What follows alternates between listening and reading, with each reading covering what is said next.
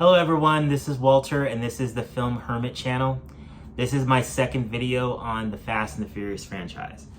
So this is my first set of videos doing a franchise, and I thought about it when I did the last video. I quoted a line from one of the movies that I thought was funny. And the line that I used was like from the sixth movie, not the first movie. So this video is going to be on the third film and the fourth film of the franchise.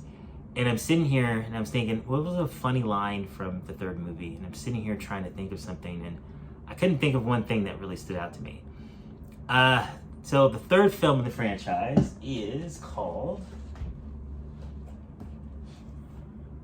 The Fast and the Furious Tokyo Drift. So not one of the best titles in film history, like Too Fast, Too Furious, but I mean, hey, you can't strike gold twice. I put Too Fast and the Furious up there with Electric Boogaloo. That's when it comes to great titles for sequels. Anyway, so basically this is the third film in the franchise, and I didn't see this at the theater. I think I saw the poster and a trailer for it, and when I saw it, I said this is the third film in the franchise, and this is a movie that doesn't have any of the original cast members in it, so I thought. And usually when a franchise does this, that means that it's going to like home video type deal where you have sequels that come out with new people and they just want to use the name. I mean, you'd be surprised how many sequels to your favorite movies actually exist that you've probably never seen. Like there's a Mean Girls 2 with a whole new cast. And most of the time it's the same exact movie, but it just has different people in it and they can just sell it again. So I wasn't really interested to see it. And when I did see it, I think I did see it on home video, and I don't even remember when I saw it. And when I did, I wasn't that impressed. And it's not a terrible movie. It's just not great. And its place in the Fast and Furious franchise is very interesting, which we'll go into when we go into spoiler territory. But the story of the film is about this kid here. The actor's name is Lucas Black. He is an American kid that likes to race cars. He ends up getting in a race over a girl.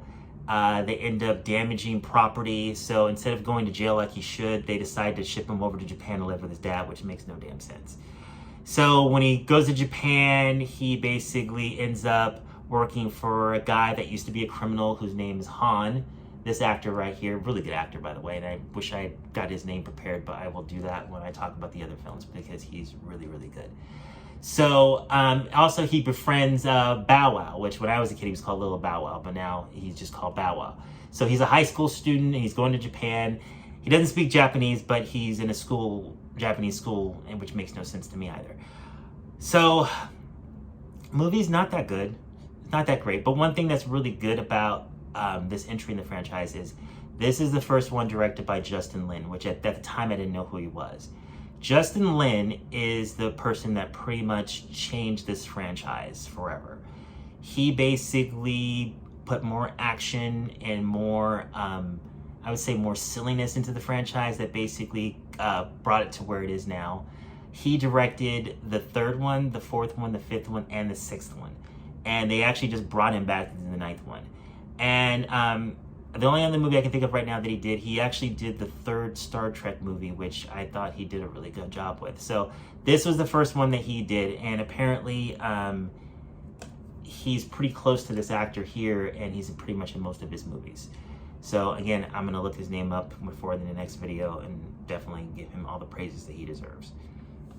So, like I said, this film, not my favorite of the franchise. I would say the second one would probably definitely still be lower than this one, just because Han is in it. He's actually a very interesting character too, especially at this point because we don't know who he is. So we're gonna go into spoiler territory. Han apparently dies at the end of this movie, but this is not only his first appearance in the franchise.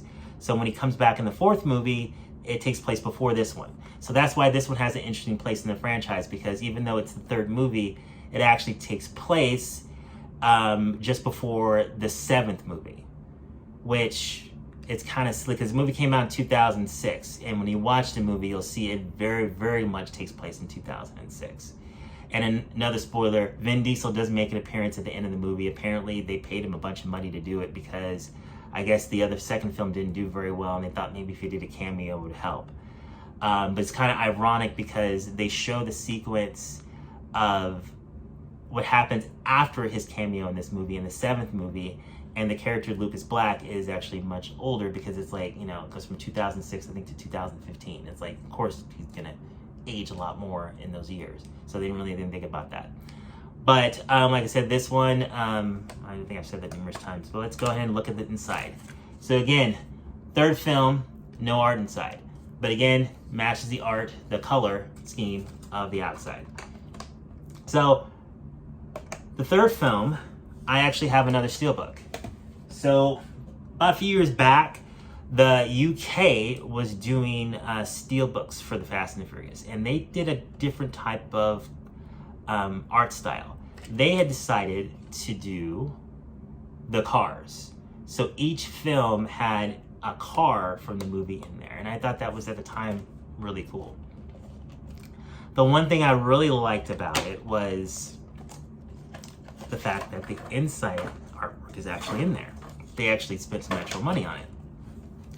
So here is the 3rd movie here for the UK release. And let's see, I don't recognize what car that is. I'm not sure if that's the one that Han drives or not. Let's see here. This is the back. So they do numbers as well. So it is FF3. So that instead of just having the 3 like the US ones do. And they have the numbers on the spine as well, so when you have them on shelf, you know which one is which. I got the UK ones for the 3rd one, the 4th one, and the 6th one, and that's when I was just like, I don't really need these anymore. And I think what happened was the 2nd one and the 1st one sold out. They're still available on eBay for like ridiculous prices, but like, I'll give you an example. The UK Steelbook sells for more than that 20th century anniversary Best Buy one that I got. So it's like, I'm not gonna spend more money for something that doesn't have a 4K disc in it. Let me take this out of here. And when you look inside, we have a picture of the cab. Let me get the glare out of there. Picture of the cast inside. So it's nice to have something. I mean, that's what Steelbooks are supposed to be. You're supposed to have your unique art on the outside, and you're supposed to have the art on the inside. So we'll move on to the 4th Fast and Furious. So the 4th Fast and Furious I saw at the theater, and this is why I saw it at the theater. So I actually was watching a different movie at the time, and let's take a quick look and see when that movie came out, because most of these movies I know by heart when they came out, but sometimes with certain franchises, I just can't recall it by name. So let's take a look. So the 4th Fast and the Furious came out in 2009. And since I have that open up, I was pretty sure I knew what his name was, but I didn't want to get it wrong. Sung Kang. So he appears in the 4th film as well. And like I was saying earlier, it's a prequel. So a lot of people were confused in the beginning because they saw him and they're like, I didn't know that guy, he was in the 3rd movie. But what happened was I was watching a different movie at the theater, and I walked by and I saw a poster, just had a car on it, and it said, and the title, of course, for this one is Fast and Furious. Now I know there's a 4 on here, but when it was originally released, it didn't have 4 on there. This is something they added for home video. It was just called Fast and Furious. See, they're trying to get that magic of Too Fast, Too Furious, and they couldn't really get it, so they just called it Fast. There's no "the" in there. That's how you know it's the 4th one. So I saw the poster, and I looked at the cast list, and it said it had Paul Walker in it, said it had Vin Diesel in it, and Michelle Rodriguez. So it's pretty much Jordana Brewster. The entire cast of the original movie came back. So I started laughing hysterically. I just couldn't believe that they all came back for the 4th movie. I just was like, the movie wasn't really that good. Like, why is there a 4th movie when they're all back? And then I was like, I have to see it. I made a decision right there. I have to go see it. So, 4th movie's kind of ridiculous, but I like it. I always did like it. It's a fun action movie. Again, it's directed by Justin Lin. Has a really great truck sequence at the beginning where they're robbing a gas truck, and it's completely ridiculous, but it's a cool action sequence.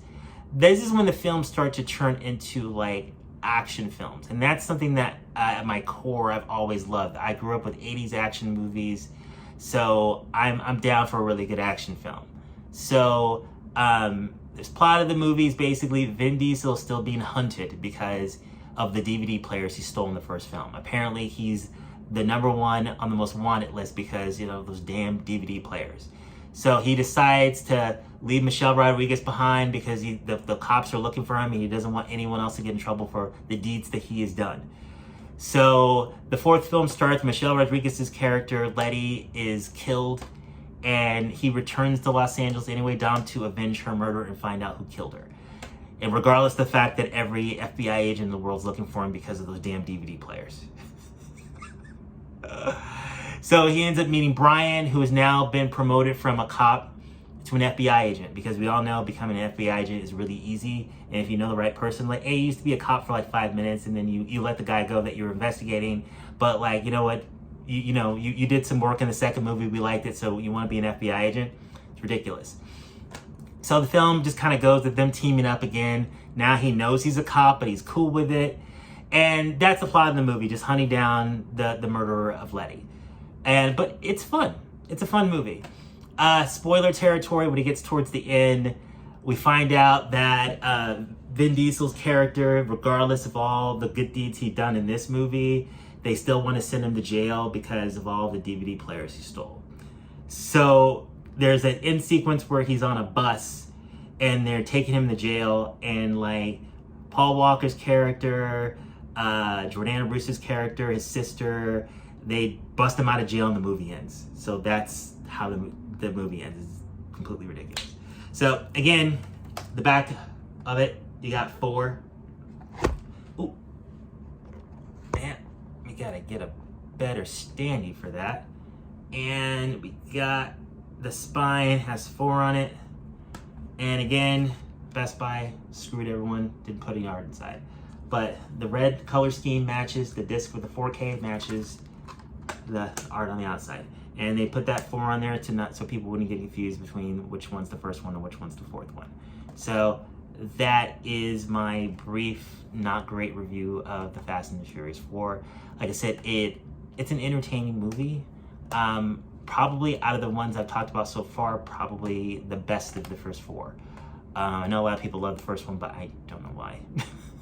So next video, we'll talk about the 5th film and the 6th film. Thank you so much for viewing. Please like, comment, and subscribe. That's very, very helpful. Again, thank you so much for watching. Have a good day.